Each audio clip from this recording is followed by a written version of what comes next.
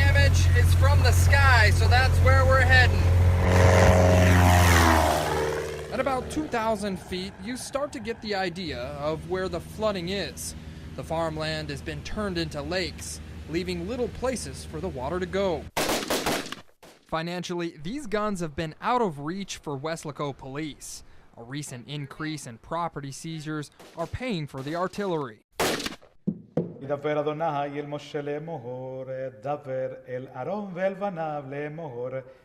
Rabbi Claudio Kogan is one of only 2 rabbis in the Rio Grande Valley. Now, if you are going to use a fire extinguisher to put out flames, you're going to want to remember this acronym, PASS. It's basic instructions on how to use the extinguisher. Pull the pin, aim at the fire, squeeze, and then sweep at the flames. Flames were just going up high. The tranquil beauty of this lakeside community shattered yesterday by a high-speed chase. It ended not on a dead-end street, but in the waters beyond. The chase came to a crashing halt here right at the edge of Walker Lake, and you can see the damage to the vegetation where the truck slammed in. And as we make our way literally down on FM 88, you can see from all of those fields are pieces of what appear to be sugarcane pushed out from the field and into the roadway. Now get a load of this. For a second when we first pulled up, we thought this was field 2, but no. By the look of the speed limit sign and slow children at play, that is a street. As we're leaving, I guess my husband dropped his wallet on the floor.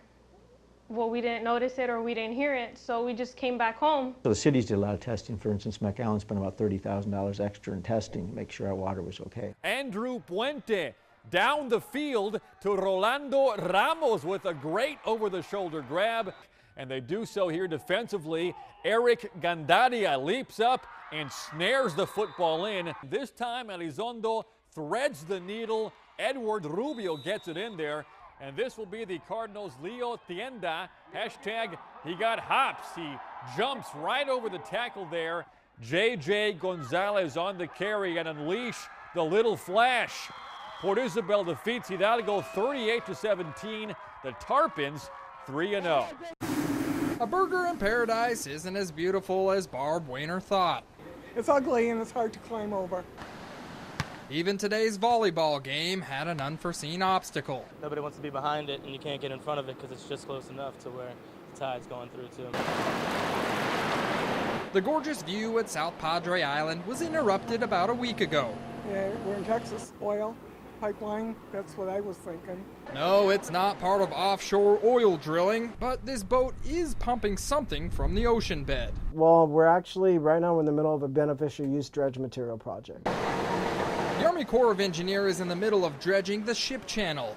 Years of erosion from the ocean's waves have pulled sand from the island's beaches into the direct path of cargo boat shipping lanes. This is current imagery, and what we're showing here is where the island was in 1800. The smart guy in front of the computer is Ruben Trevino. His geological software shows that the island's beaches are eroding at 250 feet per 100 years. It's not just the recreational platform, it's making sure that our buildings that create our tax dollars are also protected. So the idea is pretty simple here. There's too much sand in the ship channel, not enough sand on the beach. So essentially what they're gonna do is hook up a vacuum on a boat and pump the ship channel sand over to the beach, one hose length at a time. So if you're curious on how much sand is coming out of this pipe, when they're all done here, the beach is gonna be about 4 feet taller than what it was. That's a whole lot more room to do your sunbathing. Knowing what it is, I guess it's not a bad thing. In about 3 weeks, the ugly pipe and Barb Weiner's beautiful view will be back. Next time, she'll have a whole lot more to look at. At the island, John Bartel, Channel 5 News at 10:30. This is insane. This well-kept property in Palmview is Carrie Johnson's pride and joy. A coop full of chickens and a garden full of veggies help Johnson feed her family on a budget. All this back here, it's nothing but a jungle. The lot behind hers is a haven for raccoons, possums, and snakes. They're eating my chickens. See, they're taking and they're grabbing a hold of them and ripping them. And they're not just getting a whole bird, they're just maiming them. so they end up dying anyway. And these are my egg layers. I count on these eggs. Johnson says the property has been problematic for a while. I've been trying for over 2 years to have them come out and clean this all up. We reached out to the city. Fire Marshal and Code Enforcement Officer Roberto Ochoa says they've tried for 2 years to get the property owners to clean up. A foreclosure sign is proof the former owners are not going to do it. The city says they're planning a cleanup, but it will take a while. We suited up to see why. The grass on this property is almost as tall as I am, and the weeds have grown into trees. The city says that's why this isn't a normal cleanup job. It's going to take a whole lot of manpower and more than just one tractor. Hidden behind the brush is a house Johnson says is used as a hiding spot for people. See where they got it all foiled down? They're coming up and getting water. It's time to clear it out so I can see who's out there. Because I say hello, I say hola, and they just ignore me and keep walking. She hopes cleanup day comes sooner than later for her own safety. Good boy. And her beloved chickens. When it rains,